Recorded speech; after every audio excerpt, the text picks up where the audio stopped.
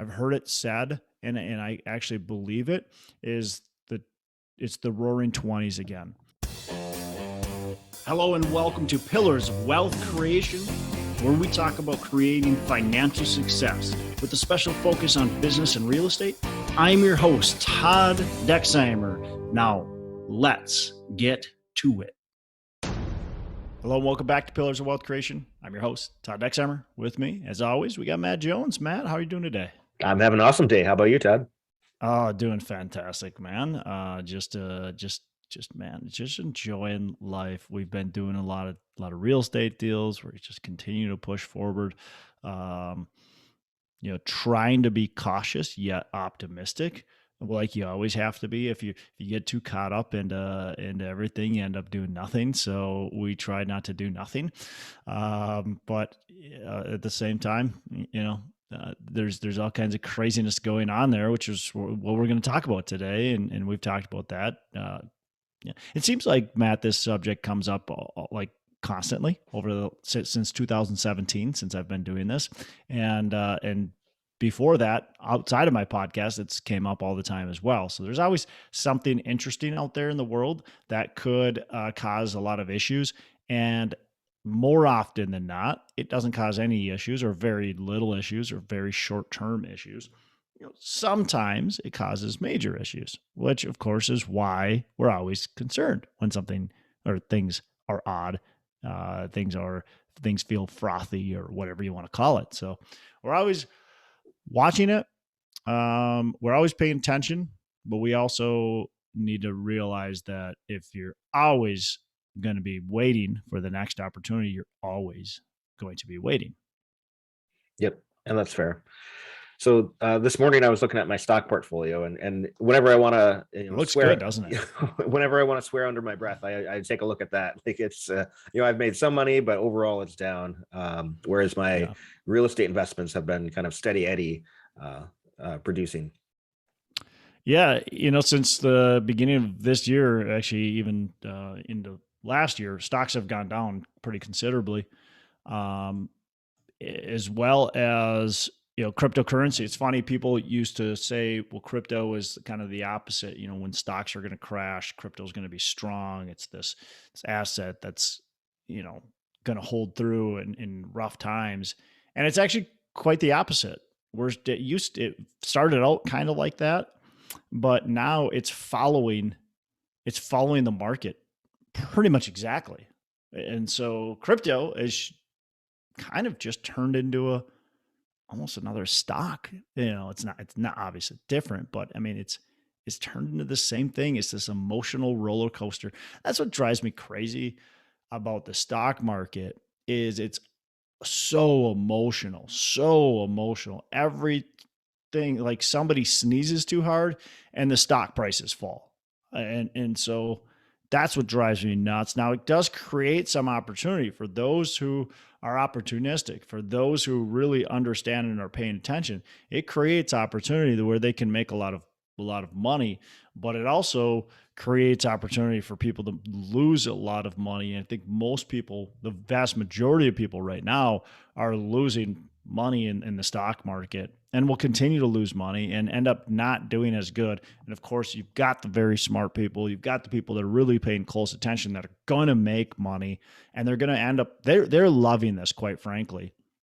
And it's just like in any asset class, it's the smart people that are paying attention, that do this for a living, that end up doing really well.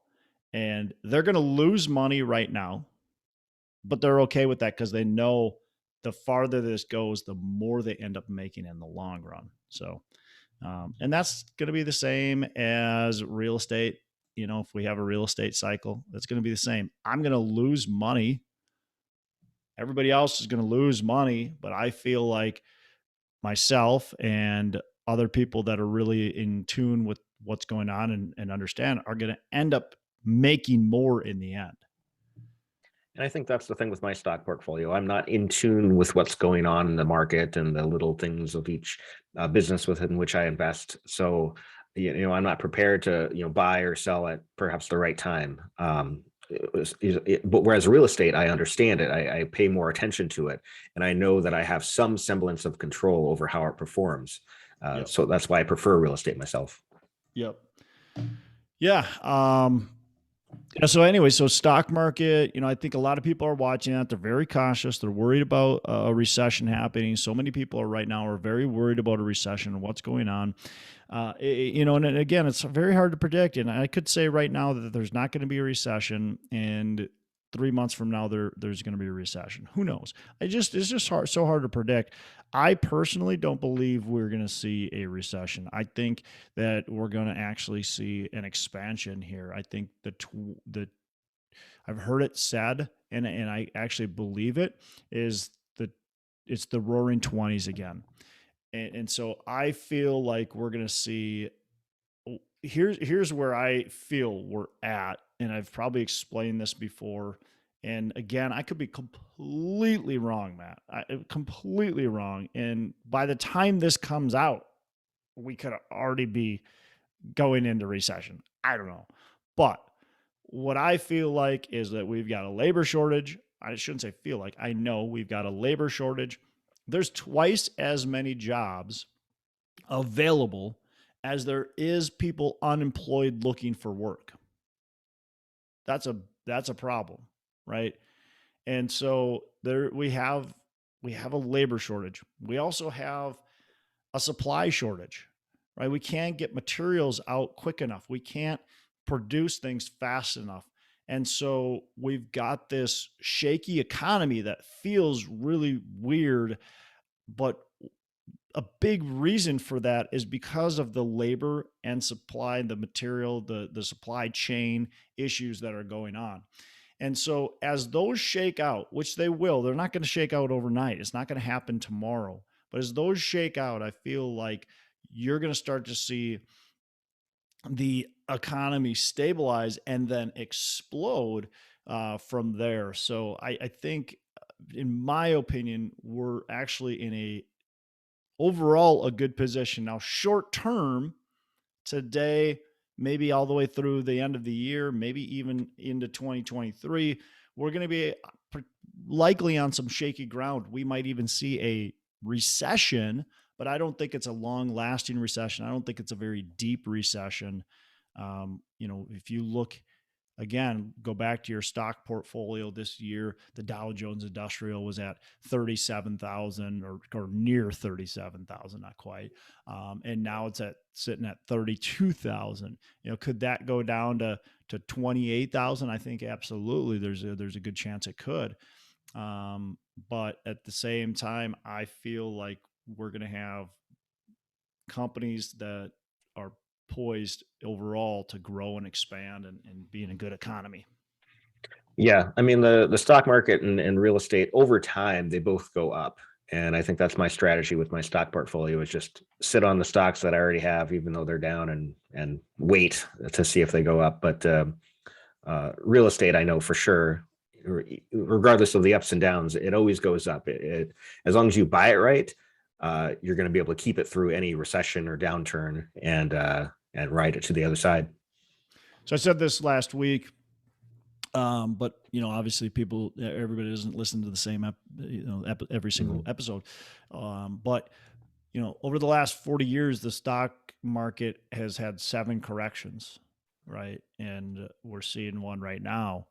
Over the last 200 years, real estate has seen 4.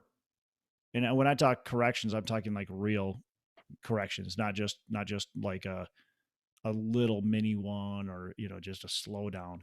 But real estate's seen 4 of them, and certainly there's real estate seen some slowdowns in the 90s, in the 80s, in the 70s, but it hasn't seen real crashes. And so when you look at what's gone on in real estate, the volatility is a stable asset. And I think everybody expects a real estate crash because we saw one in 2008-ish, but we don't realize that the last one that we saw prior to that real crash, again, we've seen some slowdowns, we've seen some slight dips for very short periods of time, but The last crash before that was during the Great Depression. And I mean, people have been predicting an imminent crash for the past 10 years. Like every day, it's like, oh, we're about to have a crash, and then They that predicted passes. it since the last one started. Hmm. It's just how it's going to be.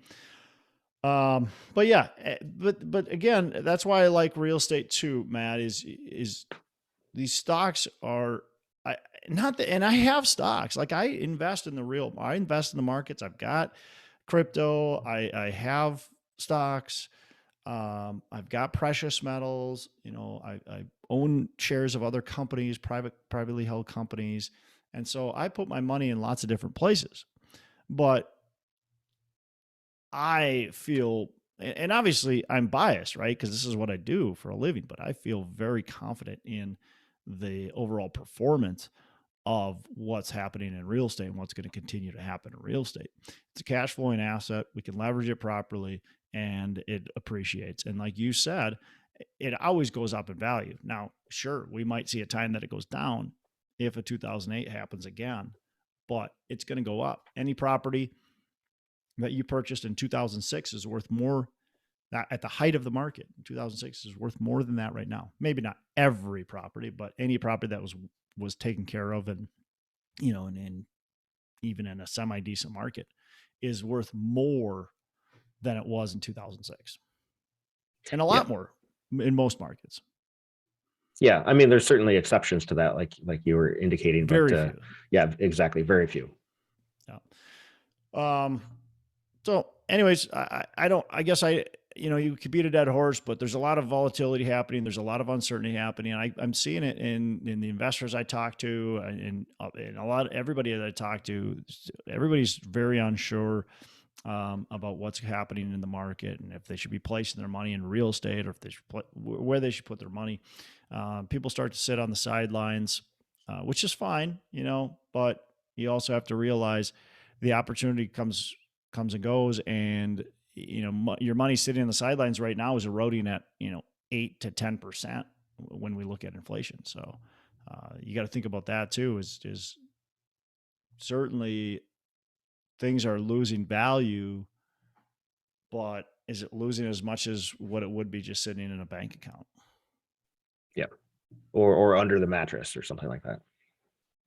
And in an inflationary period of time, hard assets typically end up inflating in value. And so real estate is going to end up inflating in value, likely due to inflation. And even though interest rates are putting pressure on that, we've got a lot of good kind of tailwinds pushing us forward.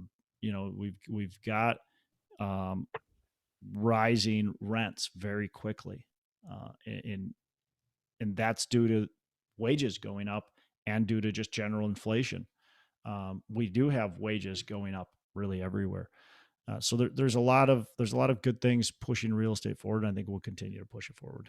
And Yeah. multifamily, like you and I do, in assisted living, like I do, is look. I mean, it's people need places to live. Where are they going to go?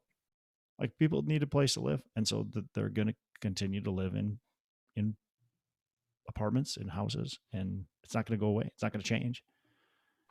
And we still have a housing shortage. And, with the compressed cap rates as, rental rates increase, that pushes the values of the properties as well. Yeah. And that's the thing is like I don't need to go to Starbucks to buy a latte, right? I don't need to go to Walmart to do this. Now we need some essentials, right? But we don't need the extras. And that's what these most of these stores live off of is the extras that we end up buying. Walmart would not be nearly that well, they'd probably lose money if we only got the essentials there.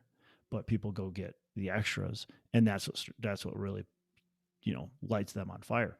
And so when a recession happens, if people need to pull back, they're just going to stop buying those extras, and that's where those companies can suffer. Where with real estate, again, certainly people can double up and do some things, but for the most part, you need a place to live, and you're going to still live there. Yep, exactly. So Well, cool, man. Anything else you want to add? I mean, there's a lot that we could talk about and unpack. There's so much, and we'll probably just continue to unpack this over the course of the next, few months, or as long as the economy stays weird. We'll continue to talk about it. Sounds good. All right, man.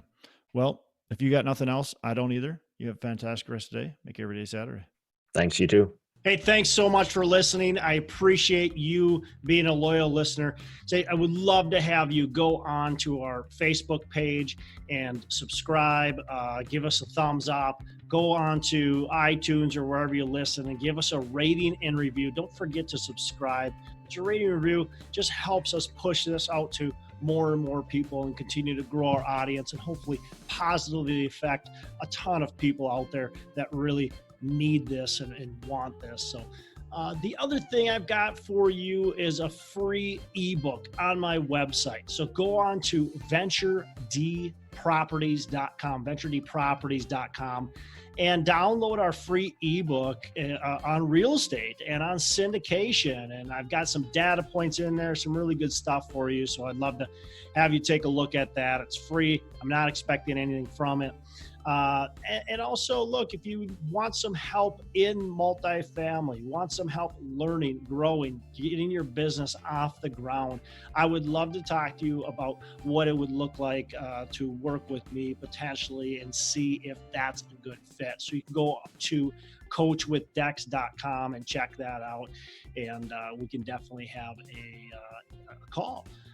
Thanks a lot for listening. You make it a fantastic rest of the day. I'll catch you on the next episode.